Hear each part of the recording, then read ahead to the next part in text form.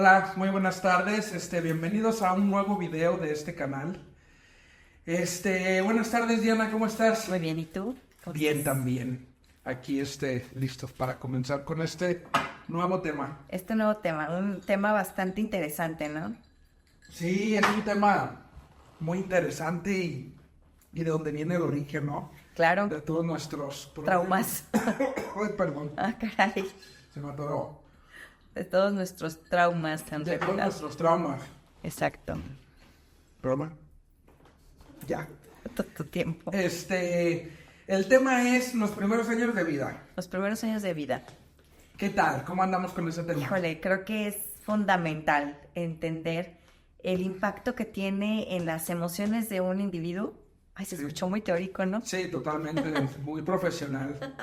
El impacto que tienen las emociones de una persona los primeros años de la infancia y cómo fue cuidado, creado y todo. Cómo todos nuestros traumas, nuestras heridas vienen desde el núcleo, que podría ser desde la panza de la mamá, desde que empezamos a caminar, desde cómo aprendemos a vivir, a sobrevivir en la vida, ¿no? Exacto. Y realmente es un tema que muy poca gente cree, pero en realidad nuestra psique, o sea, esta información estando ya en gestación. O sea, todas las emociones que nuestra madre experimenta durante el embarazo, se las está transmitiendo al bebé. Esos deseos de ser madre se lo transmite al bebé y el bebé lo siente. Ese miedo incluso de ser madre también le genera algo al bebé. Escuché en algún momento que existían 3 deseos para poderse embarazar. ¿Te acuerdas cuáles eran? Que era el querer estar embarazada, el deseo de estar embarazada, el deseo de ser madre o algo así, El ¿no? deseo de ser madre y Exacto. el deseo de tener un hijo. Y el deseo de tenerlo, porque puede ser madre de muchas formas sin estar embarazada. Sí, más sin embargo, esos 3 deseos pareciera que son lo mismo, pero son muy Pero no, diferentes. exacto. Y desde ahí comienza esta parte de lo que hay, es que bueno, yo estuve viendo y hay dos variantes, ¿no? Ok.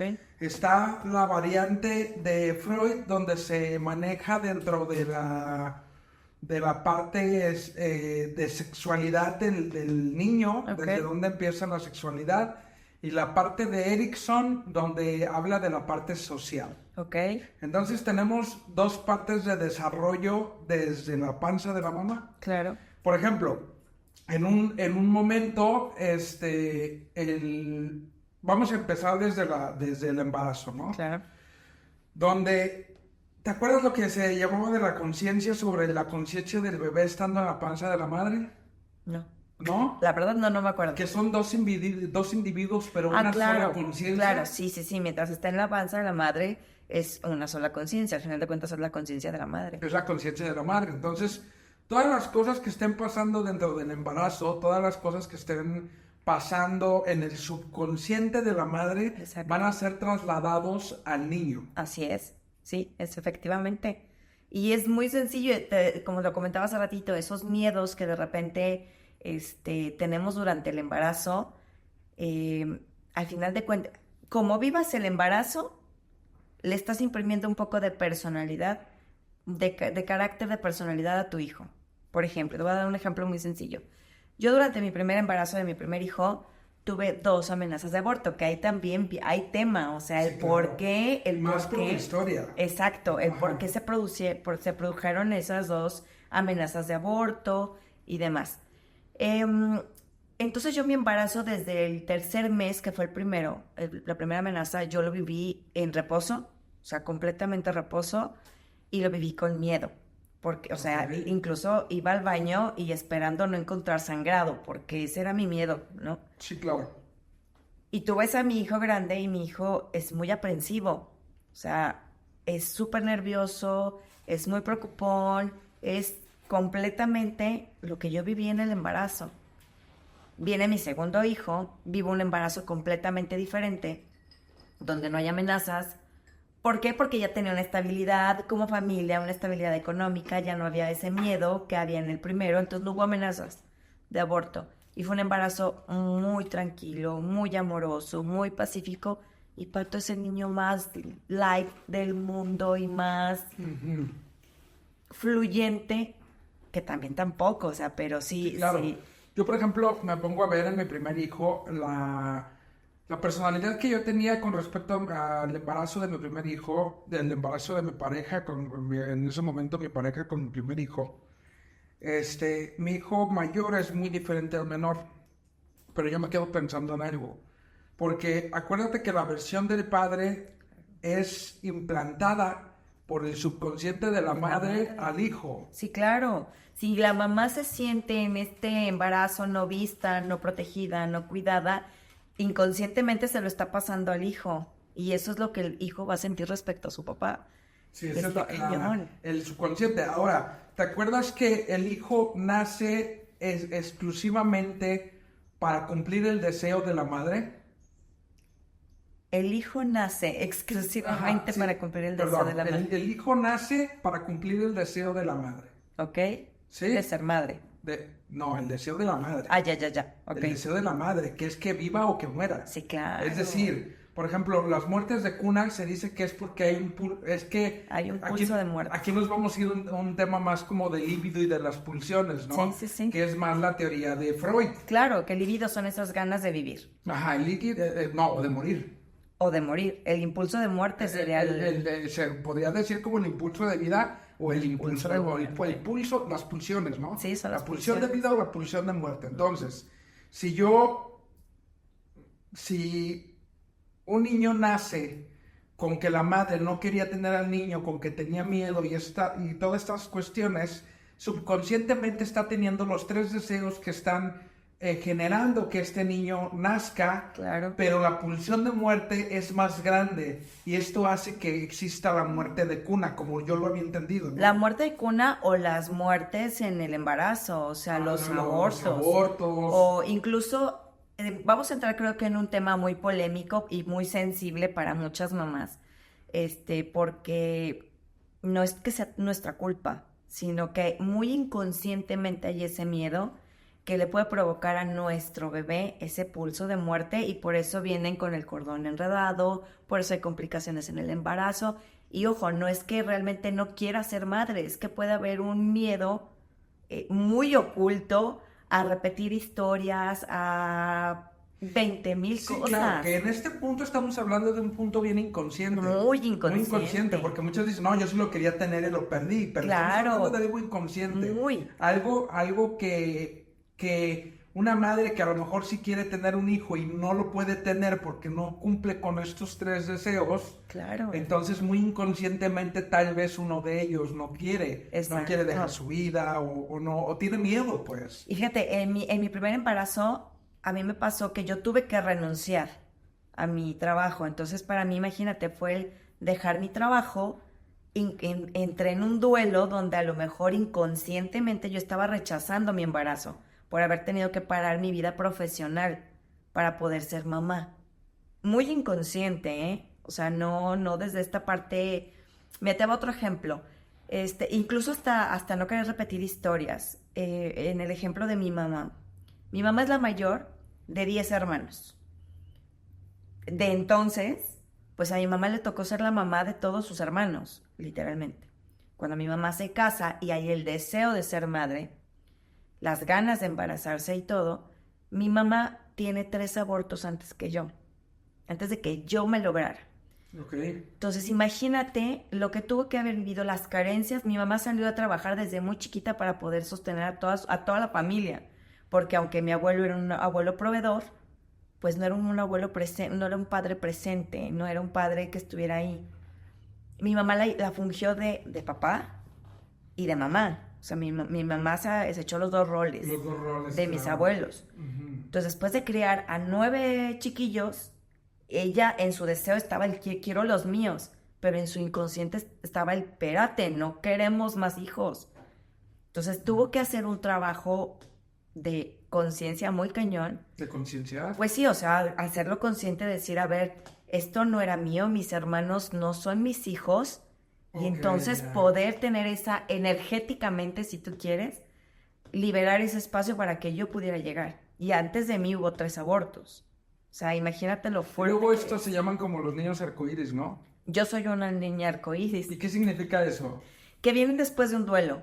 Que vienen después de un duelo, pero que también la carga energética de esas pérdidas para el bebé que nace es muy cañona. Viene a salvar y arreglar todo lo que estaba mal, ¿no? Lo que estaba mal y cargas energéticamente con todo lo que tus hermanos antes de ti venían a hacer y que no pudieron hacer. Híjole, ese es un trabajo más como de constelaciones. Fíjate que en mi caso yo le he trabajado con Iván, que ya estuvo con nosotros en un capítulo, con psicomagia. Es hacerle entender al inconsciente que no es tuyo y regresarle a mis hermanos lo que es de ellos y quedarme con lo mío.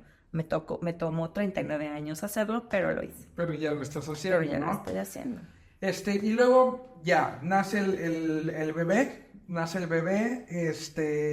vamos a suponer que no viene de abortos, que viene Que bien. todo fue Todo perfectamente fue bien. perfecto el primer año, ¿no? ¿Qué onda con el primer año? Es el año donde tiene el vínculo con la madre, Claro, es el año donde es la lactancia, que es súper importante para el bebé, muy importante. Y el contacto. el contacto. Y hablábamos aquí también, si no mal recuerdas, de la parte del maternar, ¿no? Y que no nada más el maternar va para la mamá, porque muchas personas pensábamos que la parte de la lactancia, darle de comer al bebé, el contacto es únicamente con la mamá, pero no con nada quien más. sea. O sea, puede ser cualquier Sí, persona. de hecho, había un estudio, ¿no? Había un estudio de niños que durante la Segunda Guerra Mundial, sus madres o padres murieron durante esta guerra y se fueron como a tipo de refugios para todos estos Así es. huérfanos. Y cuando llegan ahí, pues nadie los cargaba, nadie les hacía nada y parece que sufrieron de autismo, ¿no? De autismo y algunos hubo muertes, o sea, muertes de cuna porque al no haber ese contacto O sea, les daban de comer y listo, Y ¿no? listo. O sea, no era así como de que los atendieran, no que eran hubiera vistos. un vínculo. No entre- era, exacto, no había un vínculo, porque es muy importante el contacto visual. O sea, ay, perdón, yo y los micrófonos. Sí. Que la madre haga contacto directo a los ojos del bebé, que lo vea. Que lo esté tocando, que el bebé sienta el cuerpo, no nada más dejarle el biberón ahí y estar en el teléfono. Sí, por claro, lado, o sea, acá el bebé y tú acá haciendo otra cosa, o sea, es en este momento íntimo entre la mamá o la persona que lo está alimentando porque no es Sí, exclusivo puedo de la ser yo madre. con un biberón Exacto. y lo puedo estar viendo a los ojos y dándole este vínculo. que Este necesita. vínculo, el sentirse visto, el ser visto, validado, porque acuérdate que hay una teoría en donde para sentirte que existes, Sí, claro, tienes que que ser es con la gente esquizoide. ujú, La gente esquizoide, las personas que son esquizoides, llega a un punto donde pueden estar en un lugar y no saben si existen o no existen. Exacto. Entonces, esto pasa precisamente desde los primeros años de vida, donde pues no se les dio este vínculo de decirte, eres parte del mundo. Entonces, Exacto. también te pueden volver esquizoides. De ahí también viene la psicopatía, la sociopatía. Sí, claro, es que en la infancia se forma todo lo que vamos a hacer de grandes. Y en los primeros años de En vida. los primeros años de vida. Específicamente, o sea, está fuera de nuestra responsabilidad Sí, y de nuestra culpa porque prácticamente en esos momentos somos indefensos, no podemos hacer absolutamente lo fuimos, ¿no? exacto. No podíamos hacer nada más que estábamos al cuidado de otra persona que nos pudiera dar lo que necesitábamos para poder evolucionar emocionalmente, no sé, intelectualmente también se podría Y decir. hasta nuestras relaciones, o sea, la forma en la que nos relacionamos viene desde ahí. Y ahí entramos un poco a la parte del complejo de Edipo que Hijo, en el complejo de Edipo, sí, claro. está fuerte porque entonces se desarrolla a partir de ser uno mismo con la mamá y entonces empieza a ver esta castración, ¿no? Que nos La decían. castración viene ya más grandes, ¿no? Ya más grandes, pero sin embargo empieza este desprendimiento de la mamá, o sea, es que estaba tratando de resumirlo. Es que estábamos en el punto donde la mamá y el bebé son uno mismo. Exacto. Entonces llega esta parte donde empiezan a separar el vínculo de que, porque el bebé vive a través de lo que vive la madre. En los primeros años son uno mismo. Sí, son uno mismo. Y luego completamente. va creciendo y este vínculo se empieza a separar. Claro. Pero cuando no se logra separar de una manera satisfactoria, vienen problemas mentales. O sea, me refiero a trastornos. Trastornos. Que normalmente él se logra ver que él es un individuo aparte de su madre, ¿no? Aparte de su madre. Más sin embargo, empieza a crearse esta parte de la sexualidad infantil, Sí, que es donde el hijo empieza a querer poseer a la madre. claro, es el objeto de deseo, aunque se escuche muy trivial, pero es el objeto del deseo del hijo. Por eso muchas veces los hijos muy pequeños es como, es mi mamá, o sea, esta parte de pertenencia, ¿no? Sí, Me pertenece. sí, y no nada más me pertenece. Voy a despojar, voy a quitar a mi padre Claro. para yo quedarme con mi madre. Exacto. Sí, empiezo a ser un rival, empiezo a ser esta lucha entre en el caso de la hija con la madre, Ujú. y en el caso del hijo con el padre. Con el padre y se crea una rivalidad. Ojo, muy inconsciente. Sí, esto es súper inconsciente. Muy Esto inconsciente. Lo estamos hablando desde la parte del líbido y de las pulsiones y de la satisfacción del placer, ¿no? Exacto. Que a final de cuentas lo que el niño busca es la satisfacción del placer. Por eso vienen estas etapas, que es la etapa oral, es la etapa anal, Ujú, es la etapa fálica ujú. y es la etapa de latencia. Exacto. ¿Sí? La oral es desde donde me desarrollo desde la boca. Desde la boca. Mi forma de vivir es la boca. La oral, que es donde... Esa es la oral, la boca. Digo, perdón, la oral. Luego la anal Ajá. es la parte donde... Retengo el control de el esfínteres y control todo de eso. esfínteres. Luego viene la fálica, que es... Ahí sí te ando quedando bien mal. Ajá, la fálica ya es como esta parte donde empiezas a desarrollarte ya con el mundo, ya donde Ajá. empiezas a explorar, Sí, sí, sí. donde ya estás explorando. Y luego viene la parte de latencia, que es como se queda como en stand-by, Ajá. esperando a A la adolescencia. a la adolescencia, ¿no? Sí. Y entonces en esta parte la parte donde ya empieza a crecer, empieza con el control de esfínteres. En el control de esfínteres empezamos con el tema de las pérdidas. Las pérdidas. De las pérdidas. Lo que cuesta explicarle al hijo que una parte de sí lo tiene que dejar ir. Es que lo tiene que dejar ir. Y claro. desde ahí, incluso ahorita, o sea, las personas que normalmente somos estreñidas o son estreñidas, es porque estamos aprensivos y no Fuertes. dejamos ir y Sí. nos cuesta soltar y nuestro cuerpo lo manifiesta de esa forma.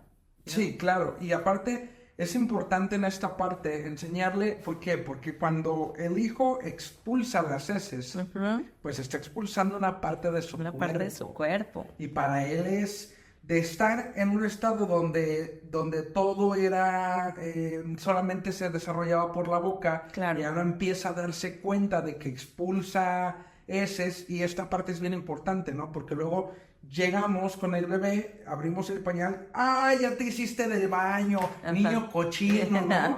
Sí. Entonces le estás diciendo inconscientemente que está mal, Que está mal hacer del baño, que está mal. que está mal desprenderse de cosas. Desprenderse. Desprenderse de cosas. Sí, claro. Y empezamos a crear niños aprensivos. Muy aprensivos. Niños Muy, aprensivos, ¿no? muy aprensivos y que les cuesta trabajo soltar, ¿no? Sí, y luego en el futuro están en relaciones donde no quieren estar, están en relaciones sufriendo violencia. Pero por no soltar, por no querer soltar. por no querer soltar, se aguanta. Porque los papás no le dijimos, dile adiós a tu papá. Ajá, despídete, que no pasa nada. Despídete, o bravo, ¿no? De hecho, Vas a seguir haciendo más. sí, vas a seguir haciendo más, bravo. Sí, ahí, de hecho, bañitos, ¿no? Hay bañitos.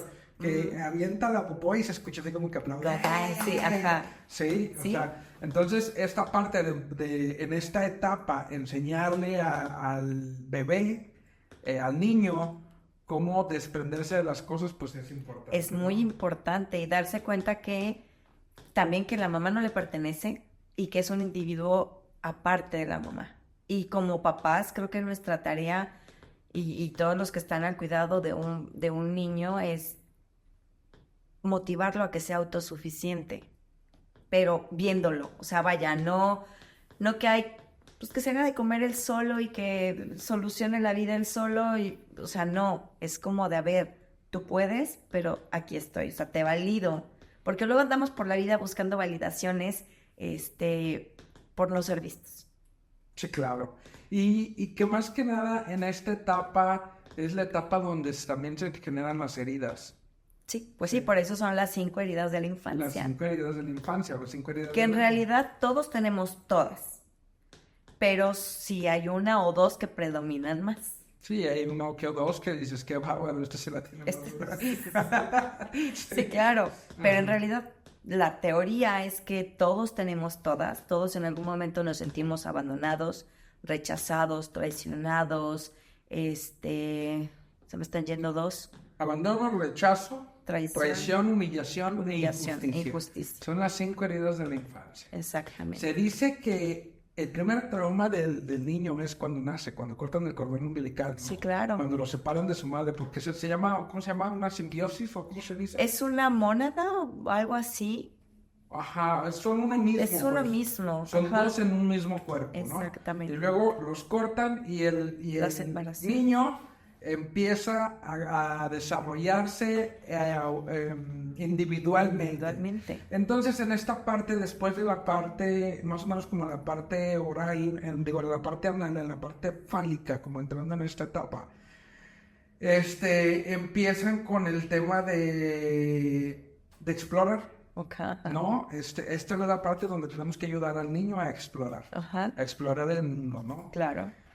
Y por eso se meten toda la boca, y por eso todo agarran, y todo quieren saber, claro. Y todo el por qué, la edad del por qué, ¿no? ¿Por qué? La edad del por qué, y ahí vienen acompañado con estas heridas, porque si este desarrollo y este pequeño desarrollo, ¿no? De estas 3 etapas que suenan muy rápido, pero realmente son muy complejas. Sí. El superar, por ejemplo, la etapa oral, ¿no? Cuando las mamás que deciden no darle pecho o sí darle pecho, o estas cuestiones, ¿no? Sí, es que eso es muy complicado. Sí creo que la lactancia, estoy en pro de la lactancia definitivamente. Sí respeto a las personas que por situaciones médicas o lo que sea han optado por no hacerlo, pero es un momento tan íntimo donde incluso tú le estás transmitiendo a tu hijo, además de las defensas y de anticuerpos y demás, es un momento íntimo donde la psique se está formando. Y aparte de íntimo, importante en su desarrollo. Muy. Importante en su desarrollo, porque esta etapa le va a ayudar a desarrollarse y evolucionar mentalmente. Claro. Le va a mostrar cómo es el mundo, porque es la parte donde está viviendo a través de la madre. Exacto, y creo que le brinda seguridad. Luego, ¿has escuchado la teoría del pecho bueno y el pecho malo? Sí, claro. A ver, platícame un No, poco. platícala tú. Sí, Tú la sacas. según yo tengo idea de que la madre empieza a amamantar con un pecho. Claro. Entonces llega el punto donde la lastima.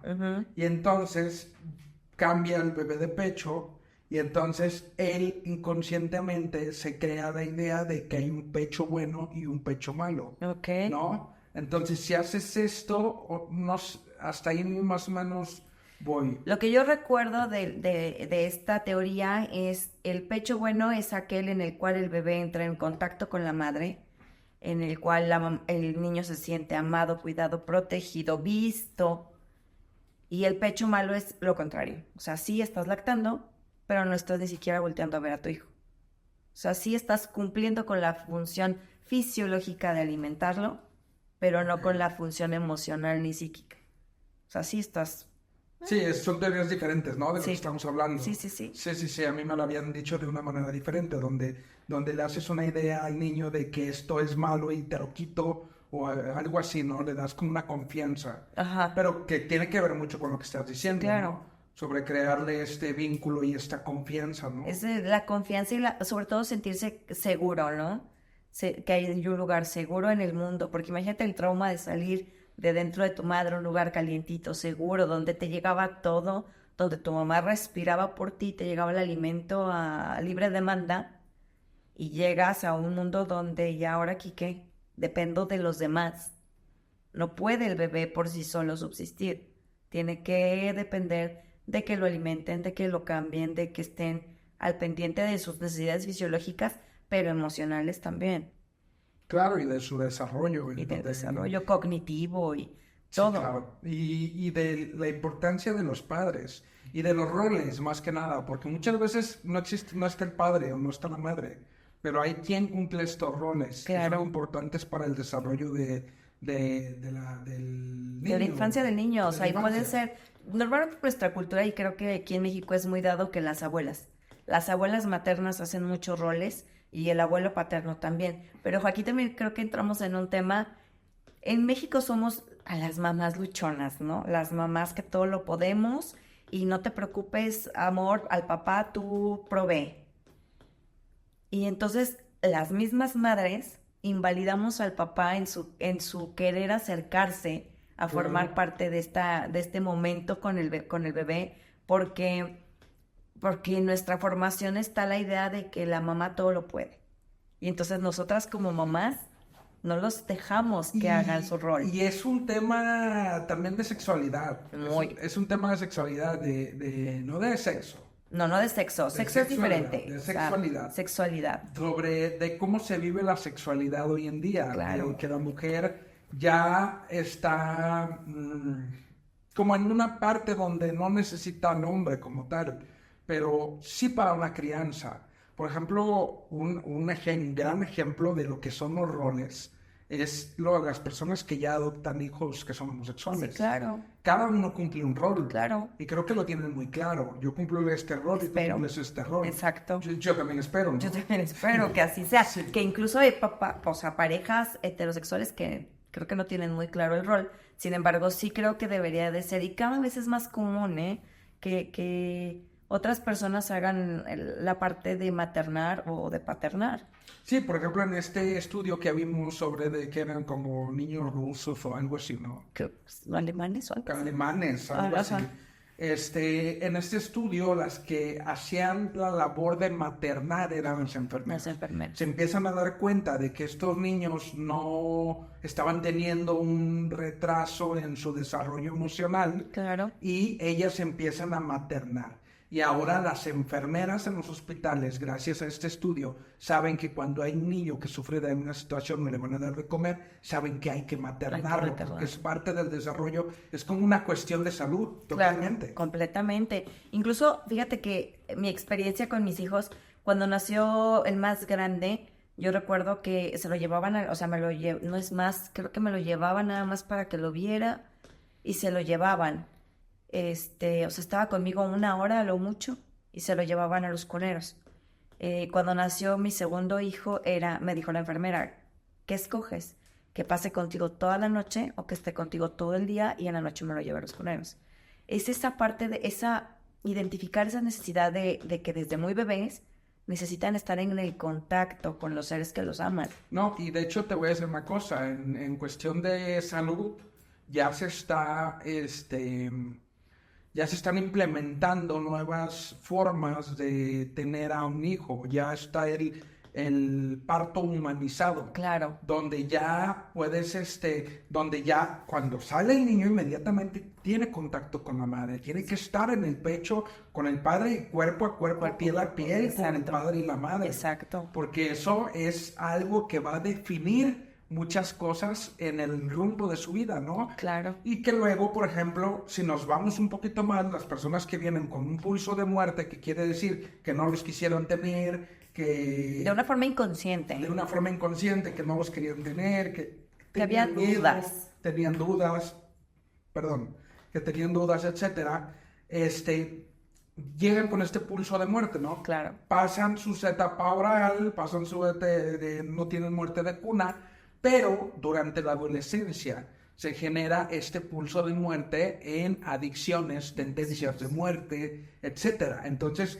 desde los primeros años tuvo esta pulsión de muerte desde que estaba en el vientre de la madre y se reflejó hasta la adolescencia. Y son cosas que tiene que sanar y que tiene que cambiar la forma porque estuvo programado en su mente que iba a... que no que había ese miedo, si tú quieres. Que no era bienvenido al 100%. Exacto, que había una dudilla por ahí. Ajá, entonces esto se refleja en la adolescencia. Exacto, y puede haber muchísimas actividades donde el adolescente va a buscar lastimarse. ¿Por qué? Porque es en esta búsqueda de el pulso de muerte al final de cuentas. La pulsión de muerte y aparte todas las situaciones que vienen con la adolescencia, los cambios, el no saber, la búsqueda de identidad, etcétera, ¿no? Exacto. Imagínate ya arrastrando también una infancia con heridas grandes marcadas, por decirlo así, y una infancia donde no hubo el vínculo con la madre o con el padre. Pues a ver ahora que te vas a comer en la adolescencia. No me manches. Y por eso aquí recalco la importancia de ir a terapia. Sí, definitivamente. Desde muy pequeño. Y no nada más ir a terapia, de planificar. De planificar. De planificar, porque es súper importante planificar. Cuando te das la oportunidad de planificar, te vas a dar la oportunidad de llevar todo este proceso, de informarte sobre todas estas cuestiones de las etapas, de cómo se lleva cada etapa, cómo hay que superar cada etapa. Por ejemplo, en el tema de la oral, del cambio de la etapa oral a la etapa anal, el bebé empieza a tomar el biberón, ¿no? Que empieza a agarrar el biberón y sí, que empieza a ser un poco autosuficiente. Y empiezan con el dedo. Empiezan con el dedo, que son medios de apego al final de cuentas. Sí, claro. La almohadita que cargan para todos lados, la cobijita. Precisamente ahí es a donde iba. Cuando está el dedo, luego hay un cambio en la etapa y lo que agarran es un objeto transicional. Un objeto transicional que, si no me equivoco, tiene que ser un tipo de objeto como una manta, un osito, algo que es como que lo que van a traer. Hasta el chupón.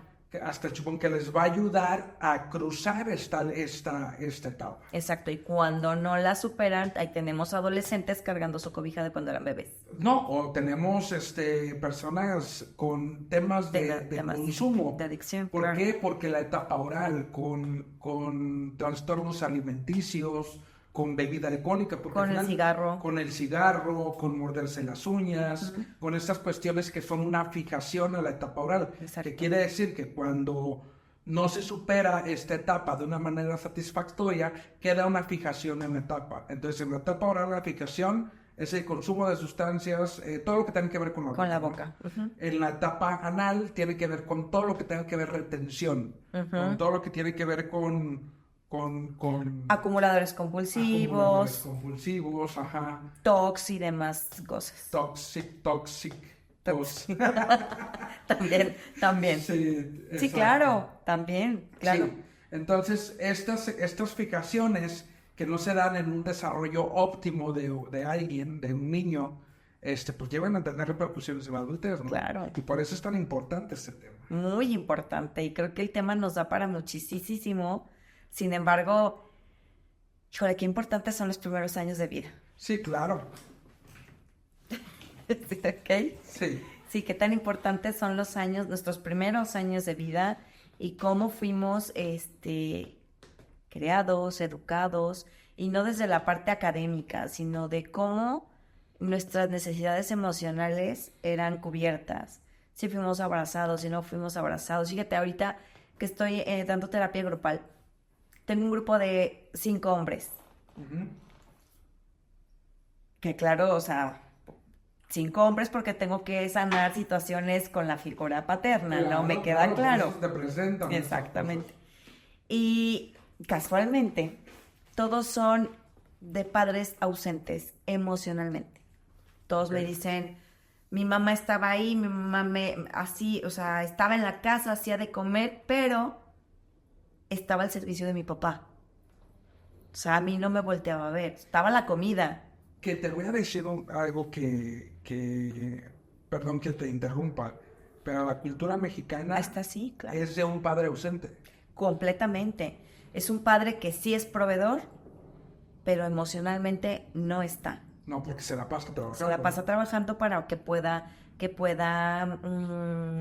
pues sí, proveer, llevar a la casa el dinero, y porque aparte un padre que es proveedor en nuestra cultura es que es muy trabajador. Es un hombre. Es un hombre, es aplaudible que sea tan trabajador y que provea. Sí, no está, lo ves una vez al año, lo ves en Navidad, porque viaja muchísimo, porque trabaja en Estados Unidos, no sé, pero es que te tiene todo, ¿de qué te quejas? Sí, y que luego viene también esta parte de lo que hablábamos el podcast pasado, que por cierto no viniste. Bueno, Falta. Sí, tú no pudiste estar. No pude estar, pero se pero hablaba te dejé en buenas manos. Sí, pero se hablaba del cambio de roles. Ok, sí. Del cambio de roles. Y de ahí viene, porque nuestra cultura viene de padres ausentes, del padre ausente. De padre ausente. Por eso esta energía femenina tan fuerte en las familias. Y que la mujer en lugar de tener una energía femenina, energéticamente estoy hablando, se voltea al polo opuesto y somos mujeres con energía masculina. Claro. Unas mujeres que resolvemos, que bla, bla, bla. Que manda, ¿no? Que manda. Que controlamos. Que controla. Que controla y Claro. que manipulamos a través del control y de la victimez. Está cañón porque culturalmente y energéticamente se polariza todo. Y es aquí donde otra vez entra la parte de, como mamá, yo puedo. Sí, por ejemplo, ¿cuál es el estandarte más grande del mexicano? A la Virgen de Guadalupe, o sea, es la madre, nuestra mamacita Es la santa, madre de es la todos. madre de todo México. De todo México, es la Y, madre. incluso cómo nos referimos a nuestra madre. Mi mamá, como mi madre santa o Madre Santa. algo así. Sí, claro. Perdón, pero de santas no tenemos nada. Y hay otros lugares del mundo donde el padre es el Padre Santo. Claro, por y decirlo no así. está hablando desde un patriarcado, desde este enfoque feminista y no. O sea, es desde un rol que energéticamente se ha visto polarizado. Y yo no estoy en contra de todas estas situaciones y creo que me estoy metiendo en camisa de 11 varas. Sin embargo, sí debemos de reconocer que nosotros como mujeres hemos invalidado la figura paterna en el país. Sí, que yo también creo, fíjate, yo también creo que viene de una cuestión generacional. Claro, Porque durante muchos años la mujer fue reprimida. claro. Entonces ahora estamos como en este cambio, donde la mujer ya es la que puede, Claro. ya es la que incluso es como, hay mujeres que son feministas radicales, Sí. que ellas creen que no, que pueden vivir sin hombres, definitivamente, que nomás serviría para ser hijos ilícitos. Hijos ¿no? ilícitos, Y yo ajá. pienso que a lo mejor, yo creo que sean, no sé, pero a lo mejor congelar espermos y ya eliminar los hombres. Eliminar y los para hombres y con eso muchas sería generaciones, suficiente. ¿no? Sí.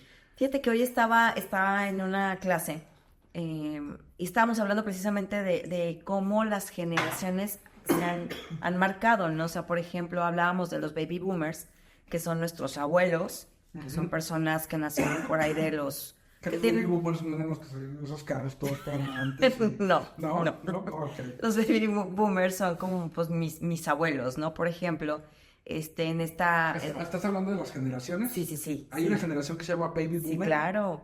Ok, supongo que has de ser antes de la X o de la Y. Ahí voy. Son los baby boomers. Entonces hablábamos, porque estamos hablando de cómo la genealogía impacta en nuestro árbol, en nuestro psique también.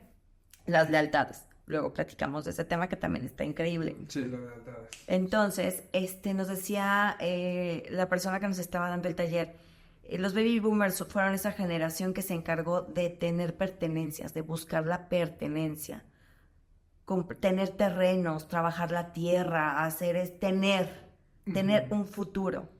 Después venían los millennials. No, luego sigue, sí, no, de los baby boomers, viene la X. Bueno, o sea, en el taller nos hablaba de esta parte de los baby boomers, enseguida venían los millennials, que es bueno, sí hay otra, ¿eh? Hay una antes de los millennials, que no recuerdo cuál Es la X. Sí, es la X. Porque hubo una generación donde ni los pelaron. Entonces Exacto. Incluso es eso, que como mis padres ya tienen, yo solo me dedico a Sí, disfrutar. era la baby X, Y y Z. Espérame, entonces vamos en la X y luego espérame. En el taller nos decían, viene la millennial, que en esta parte los millennials son, todo fluye, no me importa, por eso no lo regañes porque lo vas a traumar. No le digas por qué no, o sea, eso está mal, o sea, Sí, claro, no sí. poniendo Y límites. luego viene la generación de cristal. Vienen los centennials, que son los que, por ejemplo, en mi caso, que yo tengo hijos, en edades. Entonces, los centennials vienen a querer rescatar todo lo que los millennials cagamos. Entonces vienen a otra vez Que es toda la cuestión ecológica. todo lo que hemos cagado como generaciones y volver a recuperar lo que en este caso, los abuelos, bisabuelos, la pertenencia. Volver a pertenecer. Volver a tener esta pertenencia. Porque como generaciones nos hemos perdido. Entonces, esta generación viene a recuperar todo aquello que durante tantos años, pues, tiramos. Que se tiró a la basura. Se tiró a la basura. Entre ello, por eso veo tantos movimientos ecologistas, veo tantos movimientos a favor de feministas y un montón de cosas, porque están tratando de recuperar. De plano, sí dejamos el mundo muy devastado. Tan devastado que esta generación está en este proceso, que no está fácil, porque imagínate luchar con unos papás que te dicen, ay, no inventes, eso luego lo haces. Yo creo que más bien, bueno, sí estoy de acuerdo con lo que dices, pero creo que también tiene que ver con un despertar de conciencia. Muy. Sí, porque pues antes no empezaba a ver como todas estas cuestiones y problemáticas que se están viendo. No sé, es que es tan complicado porque cada generación dice, es que a mi edad no se veía eso. Claro. Sí, que como vamos también en una decadencia, más bien es eso, fíjate.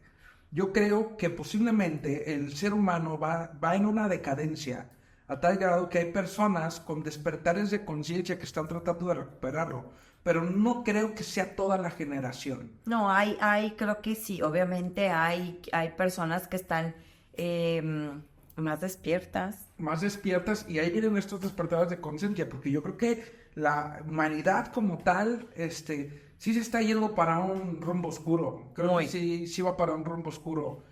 Hay la institución de la familia como se conoce ya prácticamente no existe. Y es mucho, yo estaba hablando con un señor ya grande y él se enojaba mucho, ¿no? Se enojaba porque decía, es que la familia es lo más importante y la familia y esto.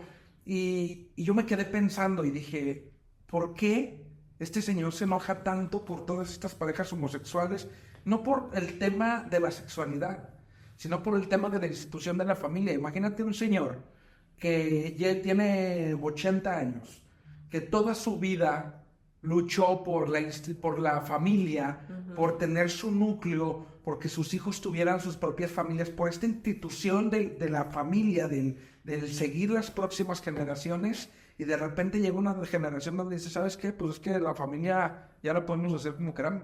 Claro. O sea, ya no es hombre y mujer, ya es hombre y hombre, mujer y mujer. Ya la familia no es lo mismo que era antes. Y una persona que cuidó eso tantos años, supongo que tiene que haber frustraciones en las personas mayores. Sí, definitivamente, pero también, también creo, y creo que aquí vamos a entrar en debate, pero también creo que imagínate, los matrimonios de antes duraban 60, 70 años, a toda la vida, pero ¿a costa de qué? Híjole, es que yo creo que es una parte de no generalizar. No, claro que hay sus excepciones, sí, pero también hay cuántas personas mayores siguen casados nada más porque Dios lo manda o porque así tenía que ser. ¿Y cuántas personas hoy en día viven frustradas por el hecho de no poder formar una familia? También, sí, claro. O sea, está como la polaridad donde sí es cierto, hay muchas personas que sufrieron mucho por la falta de información y ahora hay personas que sufren mucho por el exceso de información. Claro, sí, es que todo en exceso es malo al final de cuentas y todo tiene polaridad. O sea, todo tiene lo positivo y lo contrarrestante. Y yo creo que la humanidad va de polaridades en polaridades. Pues el ser humano es una polaridad en sí. Entonces, nos vamos primero por el machismo y ahora vamos por el feminismo, perdón. Vamos por el feminismo. Nos fuimos por la familia y ahora vamos en un rumbo donde es que para la preservación de la raza humana se necesita el procrear. Claro, sí. Y esto, viéndolo desde la perspectiva terapéutica, como está fundamentada desde 1930, aproximadamente 40, que estaba Sigmund Freud, está diseñada en un núcleo familiar. Sí, claro. Entonces, ahora tiene que haber una revolución en la Tiene que haber un cambio. Y en la parte de la psicología. Mucho. Porque va a empezar a generarse nuevos síntomas dentro de la humanidad, donde vamos a empezar a generar síntomas diferentes a los que había antes. Claro. ¿Por qué? Porque ahora ya las cuestiones de las madres solteras, de los padres que normalmente son padres solteros, por ejemplo, yo algo que veo muy, muy ya normalizado es en Estados Unidos. Ajá. En Estados Unidos se da mucho esto de la separación y que viven con la mamá y luego con el papá, y esto se ve normalizado, pero existe un vínculo en un núcleo familiar que se ha generado en base a la familia convencional. Y ahora incluso las nuevas familias son los tuyos, los míos y los nuestros, ¿no? O incluso he sabido de casos donde 6 meses con el papá y 6 meses con la mamá. Ahí, y emocionalmente, ¿qué onda con incluso en esa parte que sí, no dudo que hay situaciones y síntomas que se reflejan en los niños en base a estos cambios, pero ahí creo que todavía estamos hablando de un sistema familiar, que todavía estamos hablando de una familia convencional. Ok, ¿en el tuyo, los míos y los nuestros o cómo? Ahí Claro. Hay una figura paterna, una figura materna, puede haber otra figura materna, puede haber otra figura que materna. se vuelve en una familia tradicional, sin embargo, más compleja. Sí, más compleja, más extensa. Más extensa por los satélites, digamos, que hay alrededor. Sí, más extensa, pero yo me refiero al ataque que hay sobre del sistema familiar convencional. Okay. Sobre de 2 hombres criando a un niño. No dudo que puedan hacer los roles, no dudo que puedan formar parte del desarrollo del niño en óptimas condiciones, creo que lo pueden hacer, más sin embargo la institución de la familia es la que se está viendo afectada, y eso es a lo que voy con los baby boomers. Imagínate personas que ven que está pasando esto, sí, claro, entran en shock, viven frustradas por el tema de que dicen, es que están destruyendo la institución de la familia. Eso es a lo que me refiero. Sí, es un tema complejo y definitivamente creo que es que cada generación va a entrar en shock y así como vamos avanzando en algo. Ay, hablé muy del norte. Vamos avanzando. Vamos avanzando. Tú y yo en algunos años con nuestros nietos vamos a ver cosas que vamos a decir en nuestra generación era diferente. Sí, y vamos a ver cosas que ni siquiera nos imaginamos. La otra vez venía con mi esposa y precisamente veníamos platicando de eso, ¿no? Que yo le voy a decir a mis hijos, no, en mis tiempos apenas había celulares, esos que traen internet. Exacto, sí. Exacto. No sabemos qué nos depara el futuro, pero hay que prepararnos para el cambio. Bueno, pues muy bien, Diana, creo que se nos ha acabado el tiempo. ¿Cómo te vas y con qué te quedas? Me voy muy contenta, me gustó mucho el tema, creo que hay tema para desmenuzar y sacar muchísimos. Si alguien tiene alguna duda, alguna sugerencia, se los agradeceríamos que nos lo pusieran en comentarios para poder seguir ayudando si esa es la necesidad, ¿no? Sí, claro. Si quieren saber más de este tema, pónganlo en los comentarios para que podamos seguir alimentándolo. Exacto. Y si hay algún otro tema que quieran sugerirnos, también se los agradecemos. Denle like, compartan y suscríbanse al canal. No te hagas tú cómo te vas y cómo te quedas. Ándale, me cachaste. Yo me voy con mucho que trabajar. Creo que este tema da para mucho. Muchísimo. Da para mucho desde cómo vamos a criar a nuestros hijos sobre qué futuro es el que sobre qué futuro es el que se van a construir y cuál es el que les estamos dejando. Y acuérdate que nuestros hijos, si tenemos varios, no tienen la misma mamá ni el mismo papá cada uno. No, cada mamá nace y cada papá nace con cada hijo.